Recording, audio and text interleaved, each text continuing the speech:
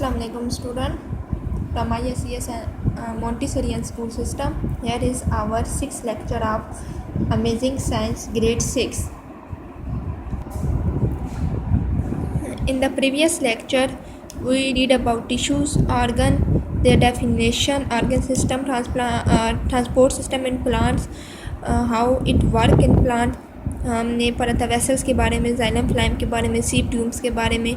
ठीक है, हम लोगों ने कल रीडिंग की थी यहाँ तक, page 10. Now we will start from here. Water enters plant through the roots, the tiny parts of a root that absorb water. Water enter plants to the root. Water plant के अंदर किस तरह से जाता है? रूट के ज़रिए जाता है. ये मैं आपको पहले भी बता चुकी हूँ. ठीक है, रूट में पानी जाता है, रूट से वो फुल ऊपर जाइलम के ज़रिए होता हुआ फुल प्लांट तक जाता है. The tiny part of a root that observe water and mineral are called root hair. अब रूट हेयर क्या होते हैं कि वो टिनी पार्ट्स, ठीक है, रूट के जो क्या करते हैं, वाटर और मिनरल्स वगैरह को, न्यूट्रिएंट्स और मिनरल्स वगैरह को होते हैं उनको अपने अंदर ऑब्जर्व करते हैं, उनको हम लोग कहते हैं रूट एयर्स. ठीक है, रूट एयर्स क्या होते हैं? वो रूट के पार्ट जो अपने अंदर वाटर और मिनरल्स, न्यूट्रिएंट्स को ऑब्जर्व करते हैं, अपने अंदर जज़ब कर लेते हैं, उनको हम कहते हैं रूट एयर्स.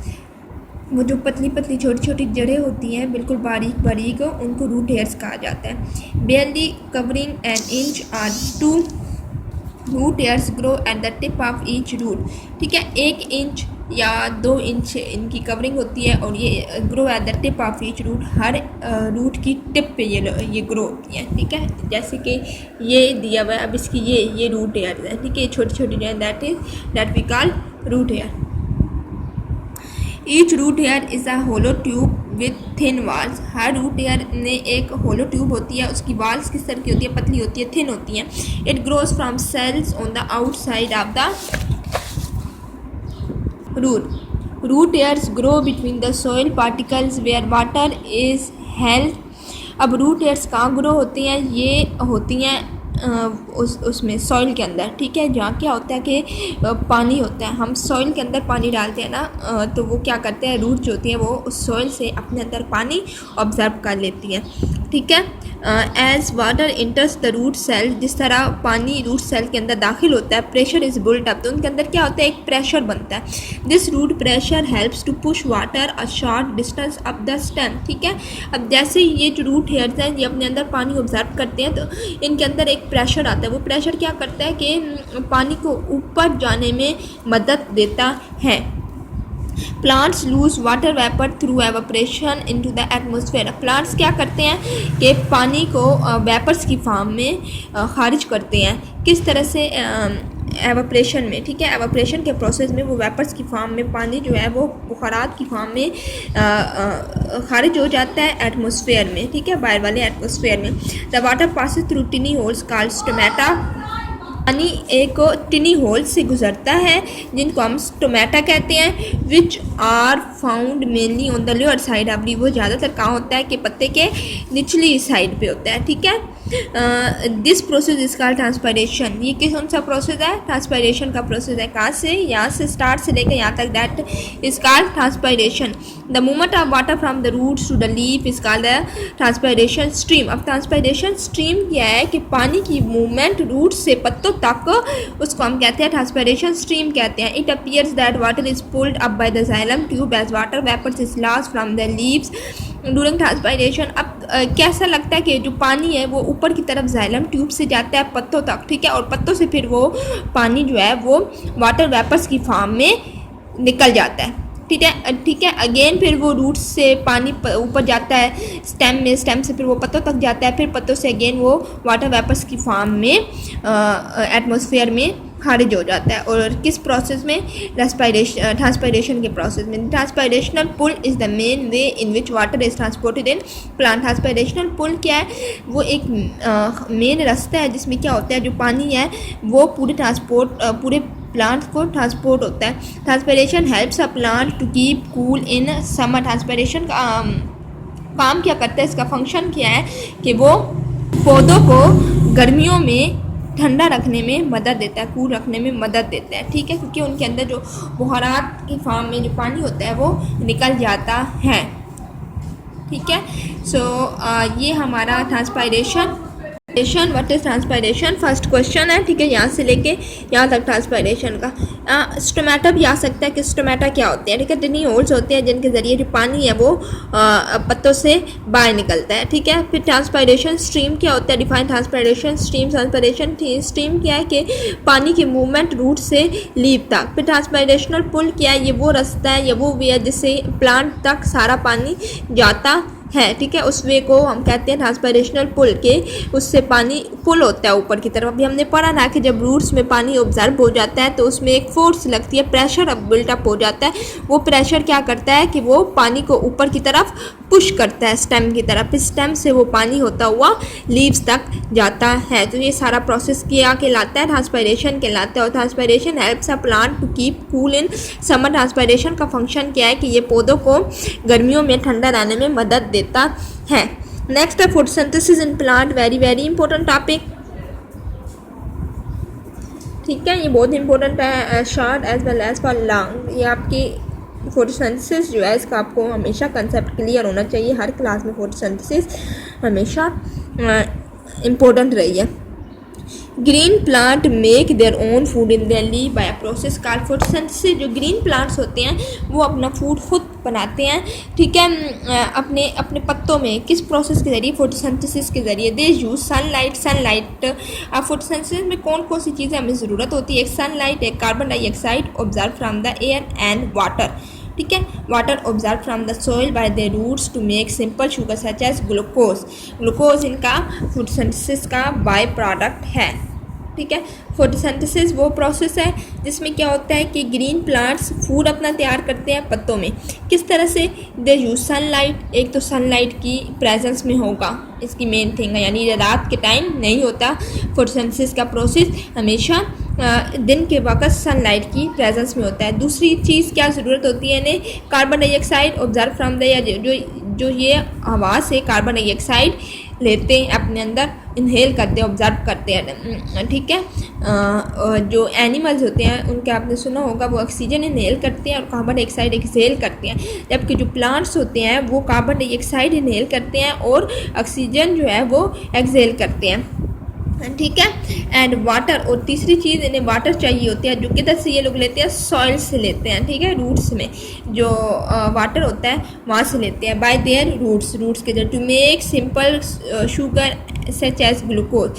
ये सब चीज़ें मिल के क्या बनाती हैं, ग्लूकोज बनाती है, सिंपल शुगर बनाती हैं, जो उसके लिए उसका फूड है, प्लांट का फूड है। क्योंकि प्लांट्स हमने पढ़ा है कि अपना खाना, अपना फूड खुद बनाते हैं, अपनी ग्रोथ खुद करते हैं। Glucose is then use by the plant or is change into insoluble substances. अब ग्लूकोज क्या है, प्लांट उसे यूज़ कर लेता है, ठीक है।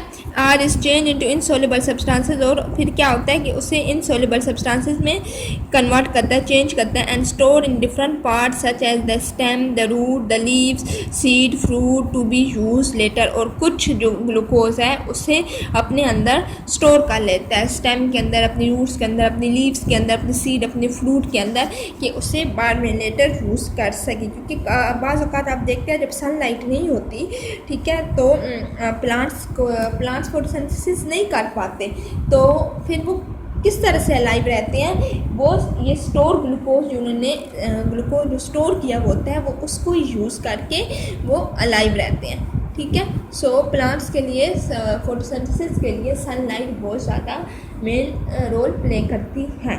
तो हम लोग फोटोसिंथेसिस के लिए 4 मेन चीज़ें चाहिए, एक सनलाइट चाहिए, कार्बन डाइऑक्साइड चाहिए और वाटर चाहिए, ठीक है। ये 3 चीज़ें चाहिए, 3 चीज़ें मिलकर फिर ग्लूकोज शुगर बनाती है, जो कि प्लांट यूज़ करता है अपने प्रोडक्शन के लिए। और समटाइम्स क्या करता है कि वो उसे अपने रूट्स, अपने लीव्स वगैरह में स्टोर करके रखता है। अक्सर आपने सुना होगा कि ये जो लीव्स जो होते हैं जो ज़्यादा गल सड़ जाते हैं, ठीक है, उनको आपने देखा होगा कि उनको एज अ फर्टिलाइज़र यूज़ किया जाता है डिफरेंट प्लांट्स के लिए। मीन उन्हीं फूड को हम लोग एज अ फर्टिलाइज़र या एज अ खाद्य हम लोग यूज़ कर सकते हैं डिफरेंट प्लांट्स की ग्रोथ के लिए। क्यों? क्योंकि उसमें बहुत ज़्यादा मिकदार में न्यूट्रिएंट्स पाए जाते हैं, उनमें जो ग्लूकोज है वो ज़्यादा मिकदार में पाया जाता है, ठीक है।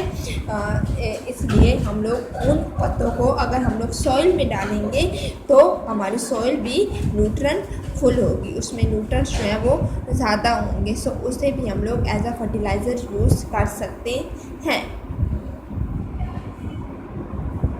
नेक्स्ट हमारा है बेनिफिट्स ऑफ फोटोसिंथेसिस की फोटोसिंथेसिस के फ़वाइद क्या है। Photosynthesis is very important for the continuation of life on earth. Photosynthesis ज़मीन पर ज़िंदगी की बका के लिए बहुत ज़्यादा ज़रूरी है। Photosynthesis maintain the level of oxygen in the atmosphere. हमारे जो आबो हवा है एटमॉस्फेयर, उसमें जो ऑक्सीजन का लेवल है उसको ये एक ख़ास हद तक मुतवाज़न रखती है। ठीक है, वो क्या करती है कि एटमॉस्फेयर में जो ऑक्सीजन का लेवल है जो हमारी ज़िंदगी के लिए बहुत ज़्यादा ज़रूरी है, उसको ये क्या करता है, उसको मेंटेन रखता है। इसी वजह से हम कहते हैं कि जितने ज़्यादा पौधे होंगे उतना ज़्यादा हमारा जो इन्वायरमेंट है, हमारा माहौल है, वो खुशगवार होगा। ठीक है, forest of all the world help to observe the huge amount of carbon dioxide that is produce by modern industrial society. अब फॉरेस्ट जो हैं पूरी दुनिया में वो क्या करते हैं कि वो अपने अंदर बहुत ज़्यादा कार्बन डाइऑक्साइड ऑब्जर्व कर लेते हैं, जो कि किसकी वजह से प्रोड्यूस होती है, जो इंडस्ट्रियल सोसाइटी है, ये जो आग वगैरह लगाते हैं इंडस्ट्रीज़ में, डिफरेंट जो इंडस्ट्रीज है जहाँ कागज़ वगैरह जलाई जाती है, लकड़ी वगैरह जलाई जाती है, या डिफरेंट केमिकल्स वगैरह जो हैं वो जलाई जाते हैं, जिनसे बहुत ज़्यादा पोल्यूशंस होती हैं, उनमें बहुत ज़्यादा मिकदार में कार्बन डाइऑक्साइड पाई जाती है, जो हमारी एयर को पोल्यूट करते हैं, हमारी एयर में कार्बन डाइऑक्साइड की मिकदार को बढ़ाते हैं। और कार्बन डाइऑक्साइड की जो क्वांटिटी है उसका बनना क्या किस चीज़ का काज बनता है, किस चीज़ की वजह बनता है, वो करता है हमारे ग्रीन हाउस इफेक्ट की वजह बनता है। ठीक है, वो जो ग्लोबल वार्मिंग का वजह बनता है, हमारी ग्रीन हाउस में होल कर देता है। ठीक है, जिसको हम ग्रीन हाउस होल कहते हैं, जिससे क्या होता है कि जो सूरज की जो जहरीली शुआएँ हैं वो ज़मीन तक आती हैं और कैंसर क्रिएट करती हैं। पता चला कि प्लांट्स हमारी ज़िंदगी के लिए, हमारी लाइफ के लिए, ज़मीन पर लाइफ की बका के लिए कितने ज़्यादा ज़रूरी है। Manufacture all their body building and energy producing substances. अब प्लांट्स क्या करते हैं कि वो हमारे बॉडी बिल्डिंग और एनर्जी प्रोड्यूसिंग जो सब्सटेंसेस हैं उन्हें बनाते हैं from simple raw material using the energy of sunlight. Sunlight की एनर्जी को यूज़ करके animals depend on plants. Animals जो हैं वो भी प्लांट पे डिपेंड करते हैं, किस तरह से प्लांट को खाते हैं। ठीक है, उनसे फ्रूट वगैरह लेते हैं, उनसे अपनी खुराक लेते हैं। Plant eating animals for their food, plants and plant eating animals for their food and energy supply. Animals क्या करते हैं कि पौधों को खाते हैं अपनी एनर्जी के लिए और अपने फूड के लिए। ठीक है, cars, aeroplanes, home heating system and industrial complexes are make us of nature product like make use of natural product like petroleum gases etc which were made with sunlight energy that was observed by plant millions of years ago। ठीक है, ये सब चीज़ें जो बनती हैं ये भी किस वजह से बनती हैं, सनलाइट एनर्जी जो प्लांट्स ऑब्जर्व करते हैं उनकी वजह से। So it was our today's lecture. अब आपने आज के लेक्चर में आपने क्या करना है, आपका जो होम टास्क है, फर्स्ट आपका होम टास्क है व्हाट इज़ रूट हेयर्स। ठीक है, डिफाइन रूट हेयर्स।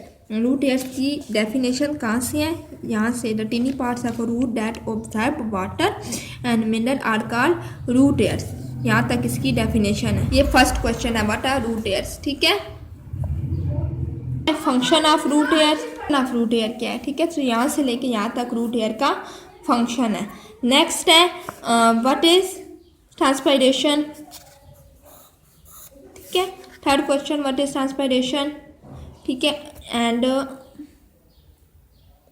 चलिए ये स्टोमेटल ट्रांसपायरेशन में ही आ जाएगा। फिर है फोर्थ क्वेश्चन डिफाइन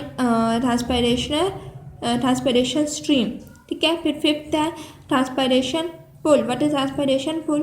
फिर लास्ट है फंक्शन ऑफ जो कि यहाँ से लेके यहाँ तक है।